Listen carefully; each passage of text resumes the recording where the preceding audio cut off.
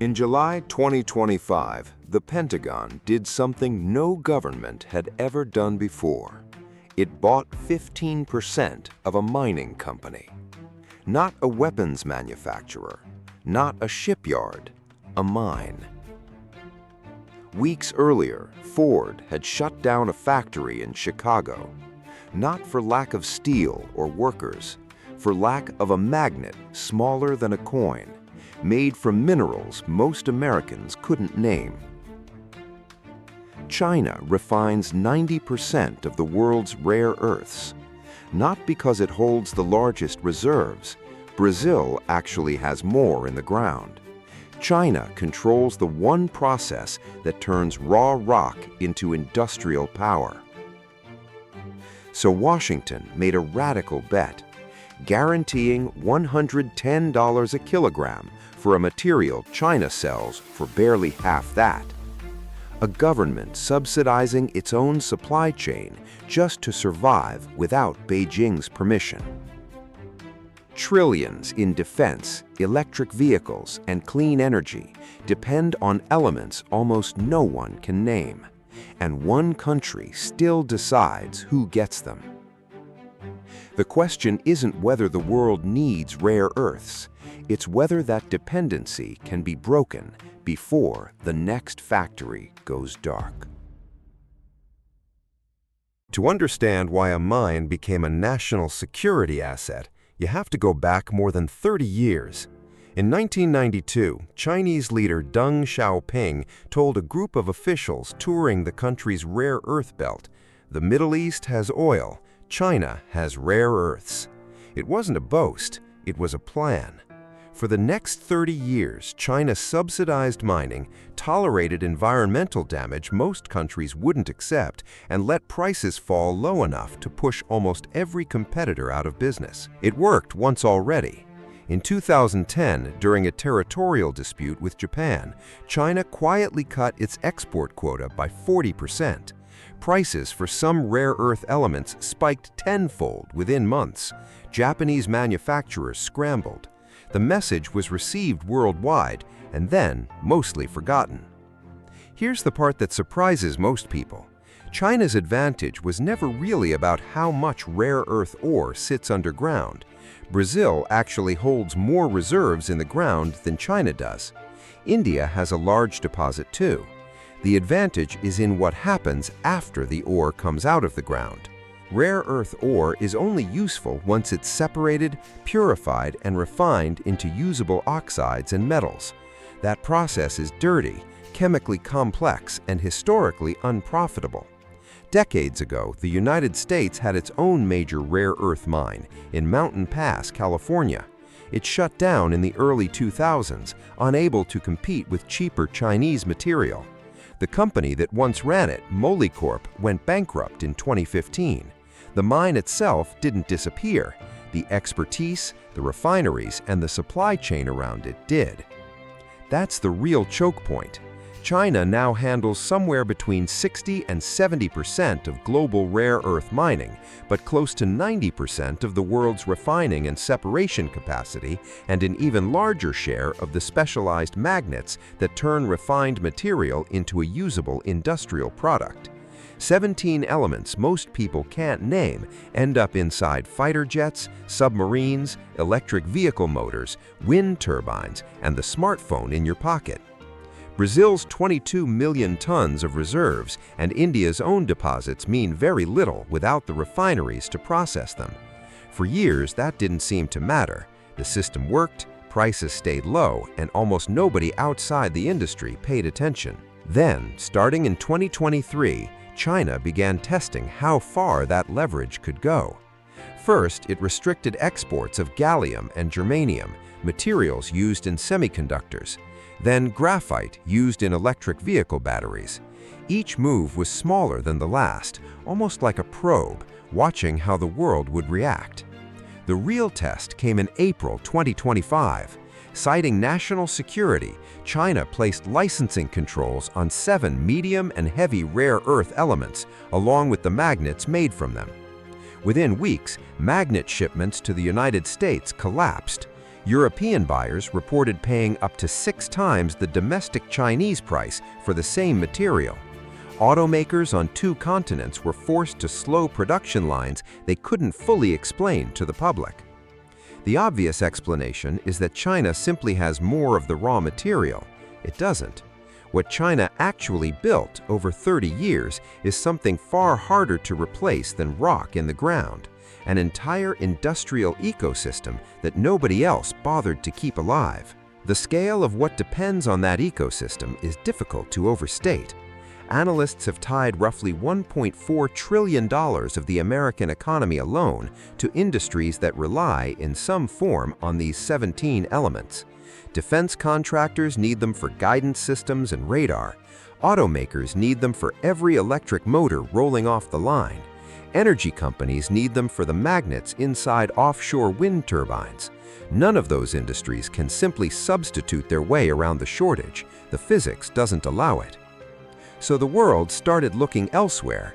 Australia expanded its own mining and processing capacity, backed by government loans. Saudi Arabia began positioning itself as a new refining hub for the Middle East and Africa, with American defense officials quietly financing a stake in the project.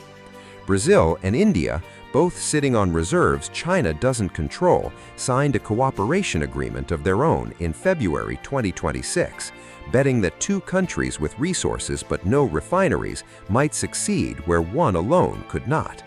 Every one of those moves shares the same unspoken assumption that China's 30-decade head start can be closed with enough capital and enough urgency, which raises the real question behind the billions now flowing into Nevada, into Brazil, and into a Saudi desert refinery. If money can rebuild in a few years what China took 30 decades to construct, why hasn't it already? To understand how this money actually moves, look closely at the deal the Pentagon signed with MP Materials, the only company running a rare earth mine on American soil. It wasn't a grant, it wasn't a loan. The Department of Defense bought $400 million of newly created preferred stock, convertible into common shares, making the government the company's largest shareholder at 15%, ahead of BlackRock and ahead of the Chinese firm Shanghai Resources, which had held a stake for years. On top of that equity, the Pentagon received warrants to buy even more stock later, at just over $30 a share. Then came the part that really shifted the market.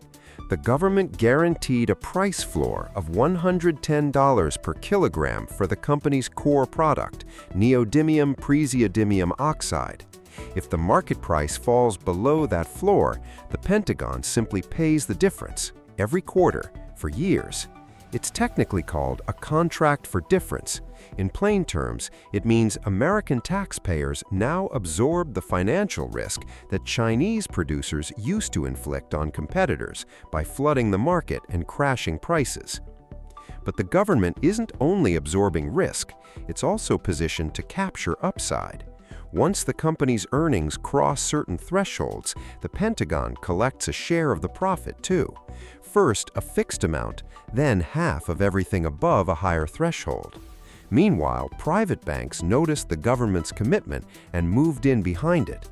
Within weeks, MP Materials secured $1 billion in financing from JP Morgan and Goldman Sachs to build a second magnet facility, money that likely wouldn't have arrived without the Pentagon's stake providing cover. If this is the kind of financial mechanism you want explained clearly, subscribe to Capital and Consequence. That single structure tells you almost everything about how this new supply chain is actually being financed. It isn't classic free market competition. It's closer to the wartime model that once built America's arsenal, where government money, price guarantees, and private capital move together because no private company could survive the risk alone. The same pattern is now repeating outside the United States with different partners and different amounts. In Brazil, a company called USA Rare Earth, backed politically by the White House, agreed to acquire a mining operation called Serra Verde for roughly $3 billion, instantly making it one of the largest Western-controlled rare earth assets outside of China. In Saudi Arabia, the Pentagon is financing a 49% equity stake in a new refinery being built with the state mining company Ma'aden, positioning the kingdom as a processing hub for the entire Middle East and Africa region. In Australia, the government backed a $1.25 billion loan to a company called Ilupa Resources to help fund a refinery tied to allied supply agreements. India fits into this same financial architecture through a different instrument. Rather than direct equity, Washington and New Delhi signed a formal critical minerals framework, opening the door for American capital, technical assistance, and preferential financing to flow toward Indian processing projects still years away from full operation. It's less dramatic than a Pentagon stock purchase, but it serves the same purpose: locking in future access before construction even begins, and locking out competitors in the process. None of this is aid, and none of it is charity. Every one of these deals gives a government or a government-backed lender a direct financial stake in whether the company succeeds. The capital doesn't just fund a mine or a refinery, it buys leverage, ownership, and in some cases, a share of future profit. That raises an uncomfortable detail most coverage of this story leaves out. Somebody has to pay for all of it. The price floors, the loan guarantees, and the equity stakes all draw from public money, whether that's the U.S. Treasury, Australian public lenders, or Saudi sovereign funds. None of these projects would clear a normal private investment committee on their own economics. They only make sense once a government agrees to absorb the downside first. Add it up, and the numbers involved are no longer small. Between the Pentagon's direct stake, the Brazilian acquisition, the Saudi refinery, and the Australian loan, more than $5 billion in public and public-backed capital has already moved into this single supply chain in less than 18 months. Private lenders like JP Morgan and Goldman Sachs are only willing to add billions more on top of that because the government moved first and absorbed the risk nobody else would touch. If the strategy works, taxpayers eventually see a return through profit sharing, dividends, or simply a supply chain that no longer answers to Beijing. If it doesn't, they absorb the loss quietly, long after the headlines have moved on, in higher taxes, higher prices, or both. So who actually wins from this arrangement, and who's left holding the risk if the bet doesn't pay off the way Washington expects? The most obvious winner in this story is easy to name. MP Materials went from a struggling single-mine company to a $7 billion valuation the day the Pentagon deal was announced, with its stock jumping more than 50% in a single trading session. Anyone holding shares before that morning saw their position roughly double almost overnight, simply because the United States government decided to become a business partner instead of a customer. But the more interesting winners are the ones operating quietly in the background. Private equity firms and specialized commodity investors had been accumulating positions in rare earth companies for years, betting that a moment like this would eventually arrive. When it did, they weren't speculating anymore. They were sitting on assets the Pentagon had just guaranteed a price floor for, backed by a 10-year purchase commitment. That's about as close to a risk-free trade as exists anywhere in modern markets, and it was available almost exclusively to investors who understood the geopolitics early enough to position themselves before the announcement. Governments benefit too, in ways that go beyond national security talking points. The Pentagon's 15% equity stake in MP Materials isn't just influence, it's an asset on the government's books that can appreciate in value, generate profit-sharing income once thresholds are met, and eventually be sold or leveraged.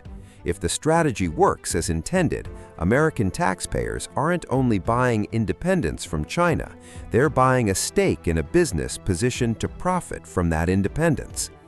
Brazil's government and its mining sector gain from a different angle. A $3 billion acquisition by an American company, backed politically by the White House, instantly increases the value of Brazilian mineral assets, attracts additional foreign capital looking for the next opportunity, and gives Brazil new diplomatic leverage in a resource negotiation it previously had little power over. Saudi Arabia may end up the biggest long-term winner of all. Positioning itself as the refining hub for the Middle East and Africa doesn't just diversify its economy away from oil, it puts the kingdom at the center of a second strategic resource chain, this time with Washington actively financing the build-out instead of simply buying the output. There's an almost ironic detail buried inside the MP Materials deal that most coverage skipped entirely. For years, one of the company's shareholders was Shanghai Resources, a Chinese firm with its own ties to Beijing's rare earth industry, once the company's main buyer, and a name tied to the mine's history since it helped fund its restart back in 2017. The Pentagon's $400 million purchase didn't just build American capacity, it made the U.S. government a far larger shareholder than Shanghai overnight inside the very mine that Chinese capital had once helped keep alive. Downstream manufacturers benefit as well, even if they never touch a single share of stock. Defense contractors building guidance systems and automakers assembling electric motors now have something they didn't have 2 years ago: a predictable, government-backed price for a material that used to swing wildly whenever Beijing adjusted a licensing rule. Predictability itself has financial value. It lets companies sign longer contracts, plan production years in advance, and stop budgeting for sudden shortages that once forced factories like Ford's in Chicago to halt entirely. Here's the part that rarely makes headlines. In almost all of these arrangements, profit doesn't require finishing first. It only requires being positioned correctly while governments absorb the early risk. MP Materials doesn't need to outcompete China on price. It needs the price floor to hold long enough for the facility to reach full production. Investors don't need the entire strategy to succeed. They need their specific position to appreciate before broader questions about cost and viability get asked. That's how capital typically converts to advantage in situations like this, not by betting on who wins a technical race, but by identifying who controls the terms other people are forced to accept. Whoever sets the price floor, whoever decides which countries get priority access to processing capacity, whoever holds the equity before the public conversation catches up, ends up profiting regardless of how the broader geopolitical contest resolves. Which leaves an uncomfortable question sitting underneath all of this progress. If governments, private investors, downstream manufacturers, and mining executives are the ones capturing the upside, who exactly is left absorbing the cost when the price floors need to be paid, when the refineries run behind schedule, or when the bet simply takes longer than anyone in Washington is willing to admit publicly?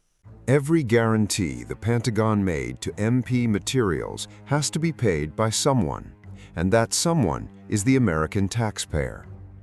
The price floor isn't a one-time expense, it's a standing quarterly obligation that runs for years.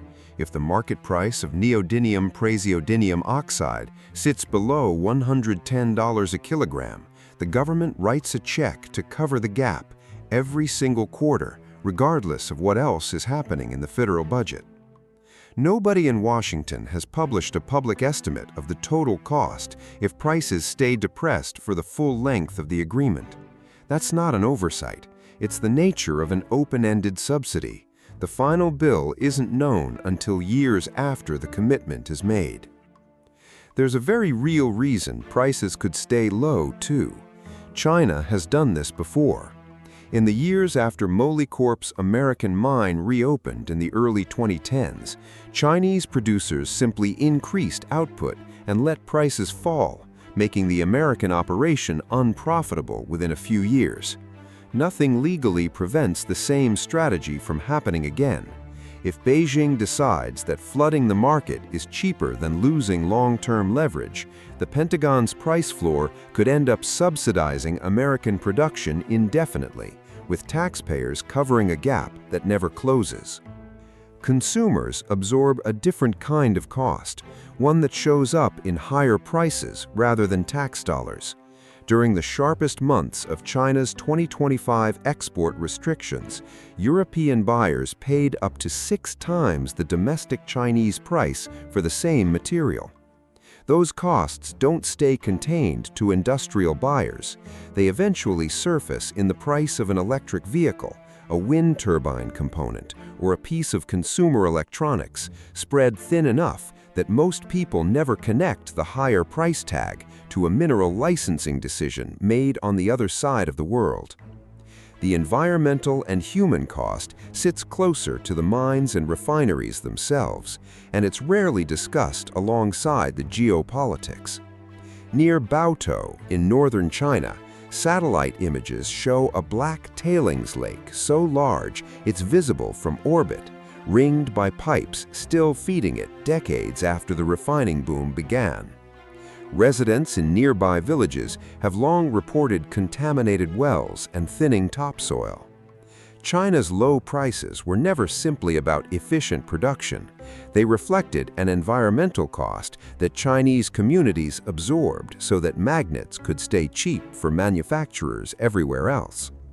If the United States, Brazil, and Saudi Arabia expand their own processing capacity at speed, they inherit that same trade-off, and the communities living near those new facilities become the ones absorbing it next. There's also a quieter kind of loser in this story: countries that have the reserves but not the capital. India holds a substantial deposit of rare earth minerals, but without billions in refining infrastructure, it remains dependent on outside partners to convert that resource into anything valuable, giving up much of the economic upside to whoever finances the processing plant. The same is increasingly true for smaller mineral-rich nations across Africa and Southeast Asia, sitting on deposits that mean little without the capital and technical expertise only a handful of countries currently possess. Brazil sits in a more complicated position than it first appears. Selling Serra Verde to an American company backed by the White House brings in capital and expertise Brazil didn't have on its own. But it also means a large share of the future profit from Brazilian minerals will flow back to American shareholders rather than staying inside the Brazilian economy.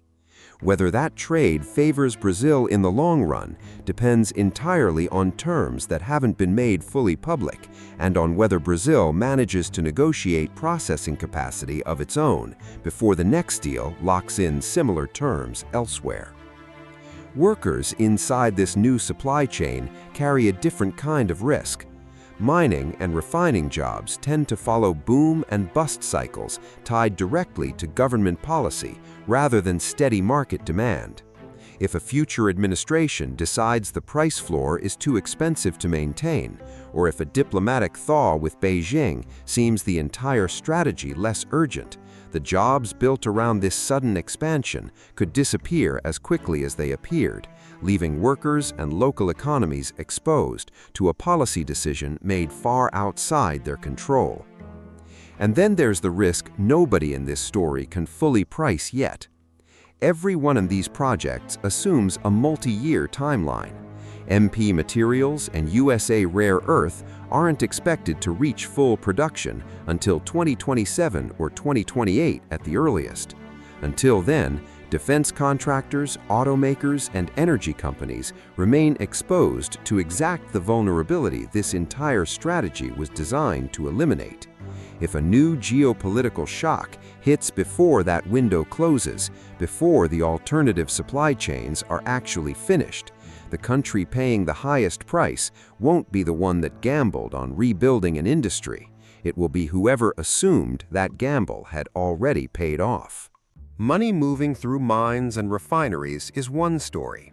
What that money buys in terms of actual power is a different one entirely. And it's the part that turns this from an industrial dispute into a strategic one. Picture the room where this actually gets decided.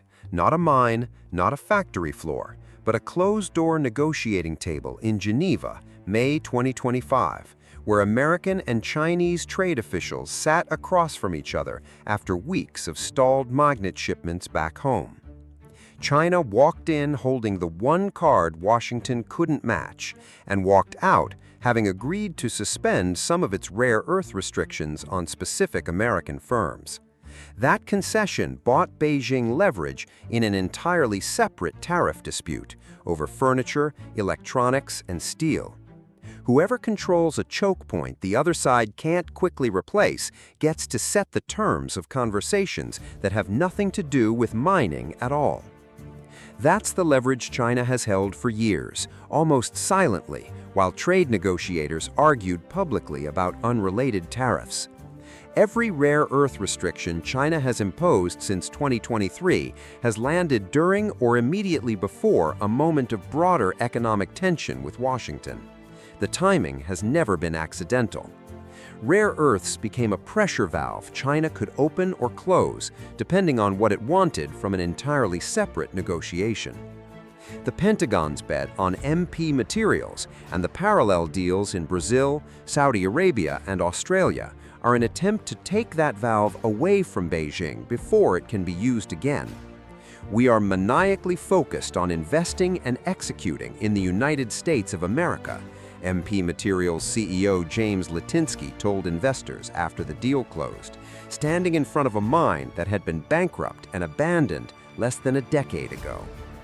If the United States and its partners can genuinely produce enough magnets outside of China by the time full capacity comes online around 2027 or 2028, China loses a tool it has used at least twice in the past 15 years to extract concessions during unrelated disputes.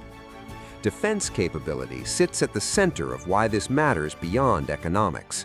Fighter jets like the F-35, guided missile systems, and naval sonar all depend on rare earth magnets that, until recently, had no reliable non-Chinese source.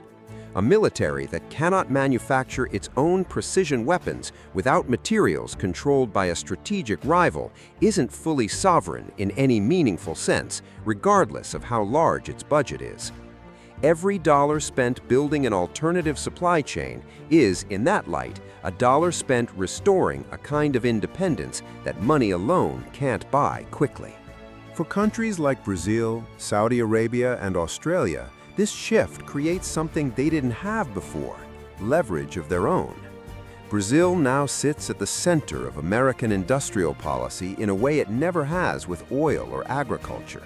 Saudi Arabia gets to diversify its global relevance beyond crude, becoming a processing hub Washington actively needs to succeed. Australia, already a trusted partner, gains deeper integration into decisions that used to be made without much regard for mid-sized allies. None of these countries had to fight for this position. They simply happened to hold the geology. And geology in this story is turning into diplomatic capital. India's position captures this dynamic perhaps most clearly. A country that spent decades as a secondary player in global manufacturing now finds itself courted by Washington specifically because of what sits underground within its borders, still largely untapped. The framework signed with the United States isn't primarily about minerals moving today. It's about locking in a relationship before India's leverage becomes obvious to everyone else competing for the same access. This kind of leverage rarely announces itself directly. No country issues a formal statement saying its rare earth position now gives it more say over unrelated trade or security discussions. Instead, it shows up quietly in which countries get invited to defense planning conversations, which get preferential terms on unrelated trade agreements, and which suddenly find their infrastructure projects easier to finance through allied development banks. Power built on a resource choke point tends to spend itself in rooms far removed from the mine or the refinery that created it. There's a broader realignment underneath all of this that's easy to miss if you only look at rare earths in isolation. The United States, Brazil, India, Australia, and Saudi Arabia now share a common interest they didn't have 5 years ago, reducing dependence on a single supplier for materials none of them can fully substitute.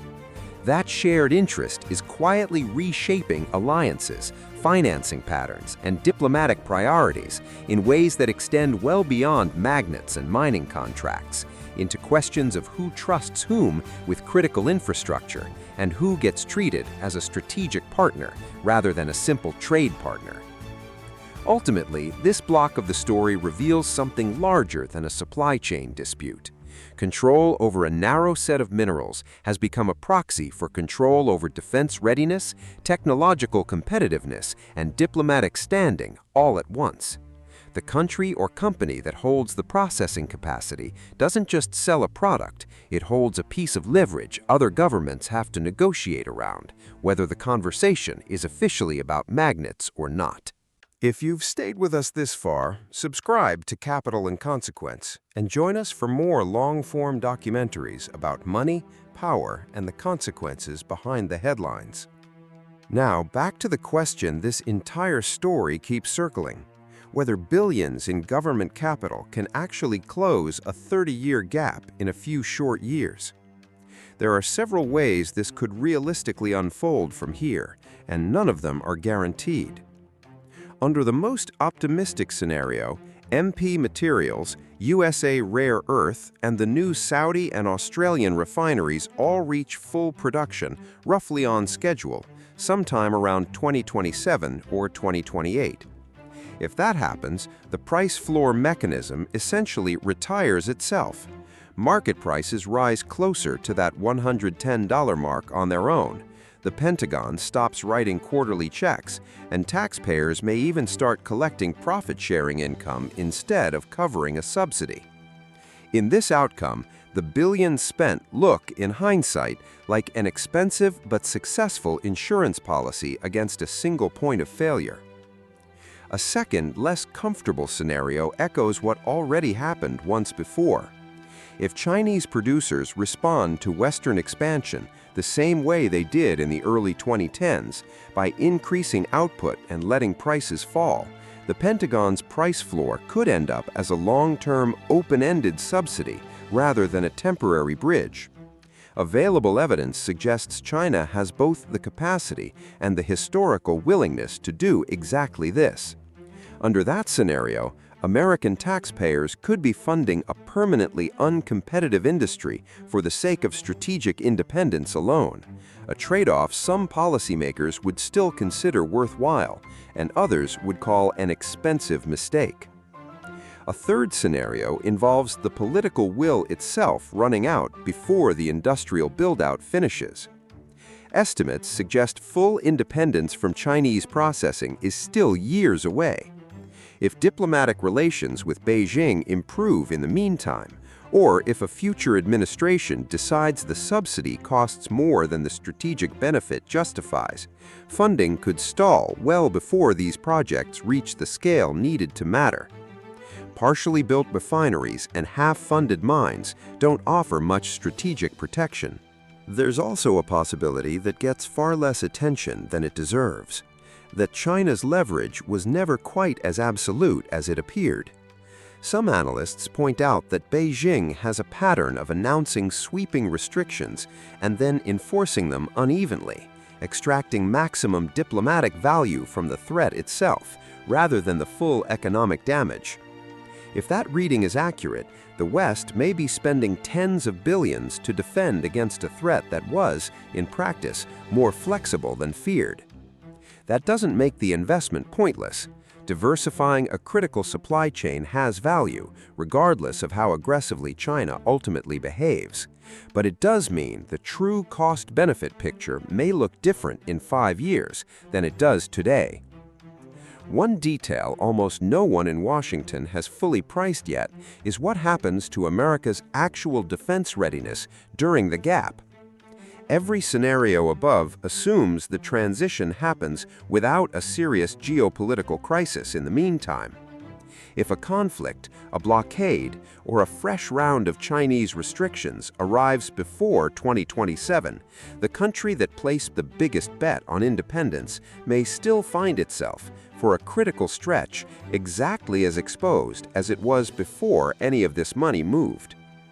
There's a specific date worth watching closely: China's most aggressive round of controls, the ones extending its rules to foreign-made products containing Chinese material, is currently suspended, not canceled, with a scheduled review set for November 2026.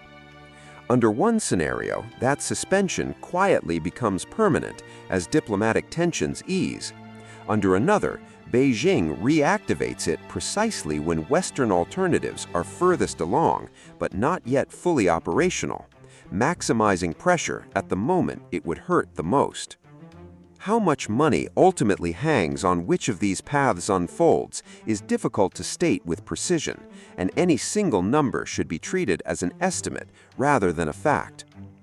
Public capital committed so far across the Pentagon stake, the Brazilian acquisition, and the Saudi and Australian projects already exceeds $5 billion. But that figure only covers the direct investments. The broader industries depending on a stable outcome, defense manufacturing, electric vehicles, and clean energy combined, represent an economic-wide exposure worth well over $1 trillion, an amount that dwarfs every single deal described in this documentary. Whichever path plays out, one advantage seems durable regardless of the final outcome. The country or company that moved first, securing equity, price guarantees, and offtake agreements before the public conversation caught up, holds a structural position that latecomers simply can't replicate at the same price. In a story this early, moving first may end up mattering more than moving fastest. Every thread in this story leads back to a single uncomfortable fact. For 3 decades, refining rare earth minerals was profitable enough for exactly one country to bother perfecting it, and inconvenient enough for almost everyone else to walk away. That decision, made quietly across the 1990s and 2000s, is what $400 million from the Pentagon, $3 billion in a Brazilian acquisition, and a growing list of allied loan guarantees are now trying to reverse. Not a shortage of rock in the ground, a shortage of the industrial patience nobody else was willing to fund. The winners in this story are the ones who recognized that patience has a price and were willing to pay it before the rest of the market caught up. MP Materials and its early investors, the governments of Brazil, Saudi Arabia, and Australia, and through profit-sharing clauses buried in the fine print, potentially American taxpayers themselves, assuming the bet eventually pays off. The people paying for that bet in the meantime are harder to see.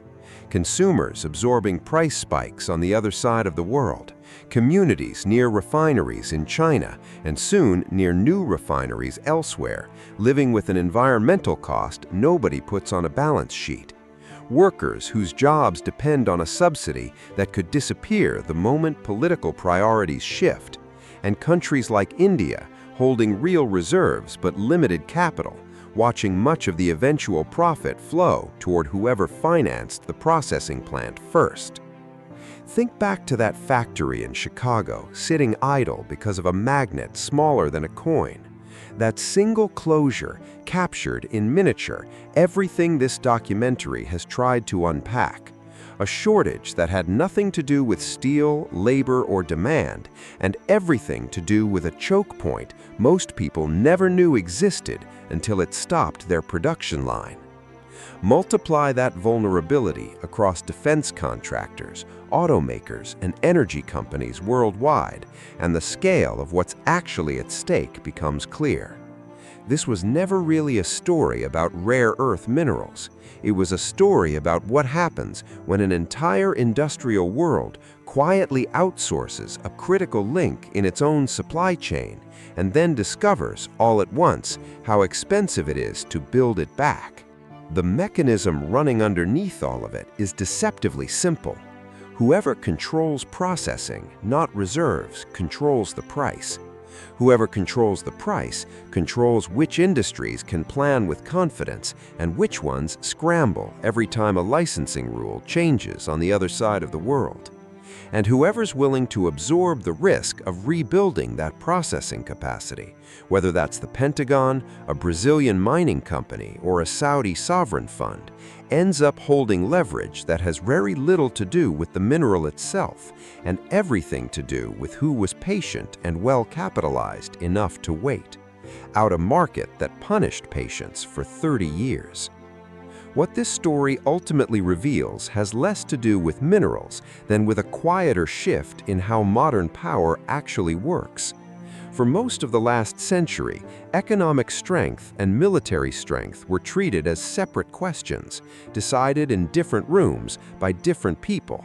What's happening now across a mine in Nevada, a refinery in the Saudi desert, and a mineral deposit in Brazil most of the world had never heard of is those two questions merging into one.